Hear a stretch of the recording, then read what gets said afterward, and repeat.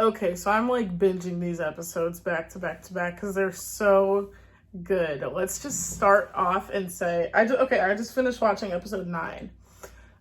Let's start off with Skylar. Why not?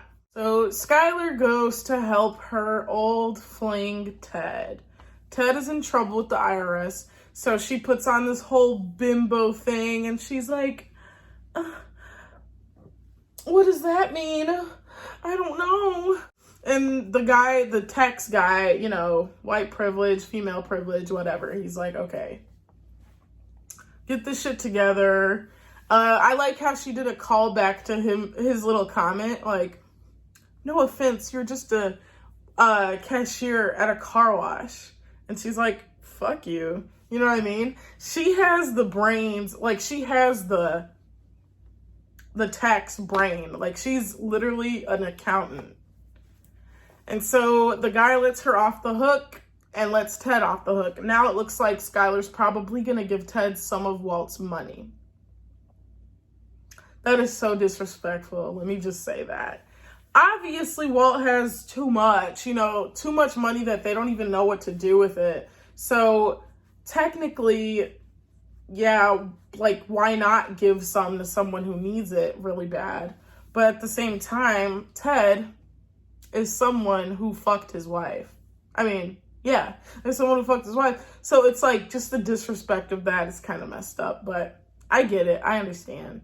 But low-key, Skylar did her part, you know? She did her little bimbo thing. She went there and she tried to dig Ted out of the hole that he was in. But, you know, he wants to be like, oh, I want to keep my BMW. She's like, figure out a way. But $600,000 is a lot. Let's be honest. $600,000 is a lot. And it's like monopoly money to Walt at this point. He has $7 million monopoly money.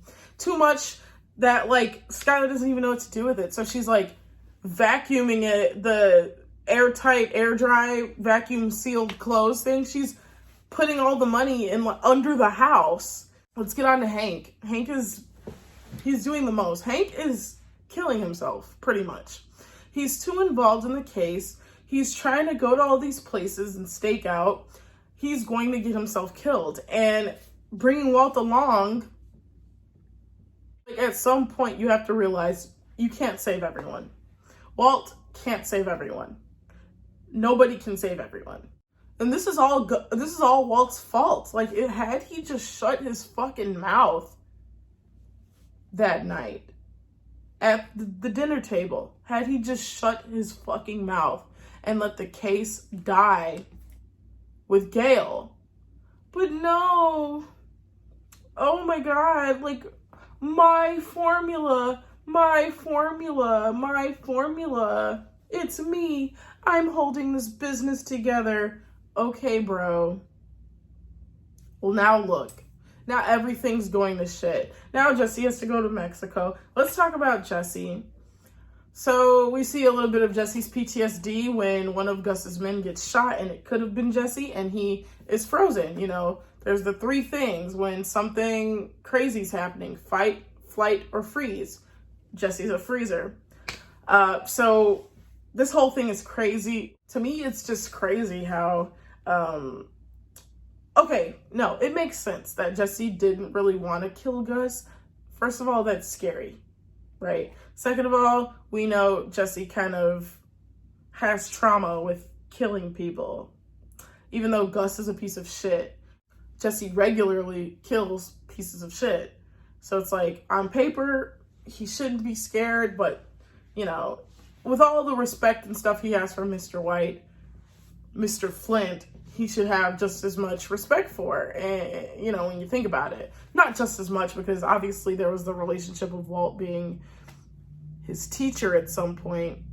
So everything that's been happening in the episode, I have to say I'm on both Walt and Jesse's side. From what Walt knows, from his position, he did something, killing those people who killed the girlfriend's little brother, right? He did something to save Jesse's life. Had Jesse killed those 2 people, he would have died on the spot, and had he somehow succeeded, Gus would have killed him. That's what would have happened. So in Walt saving him by killing him with his car, he feels like Jesse's indebted to him. He's actually always felt that way for some reason, but especially after that.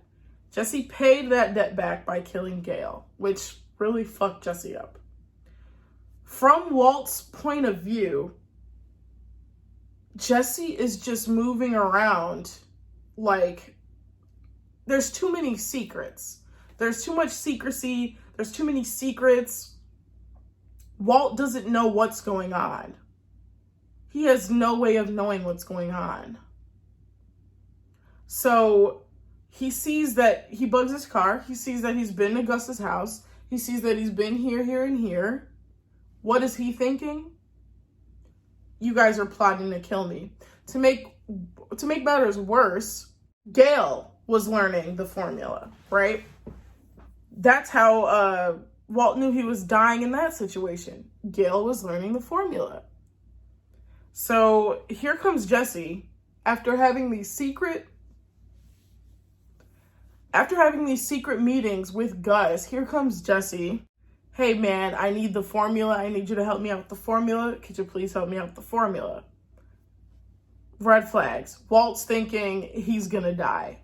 That's what I would be thinking too.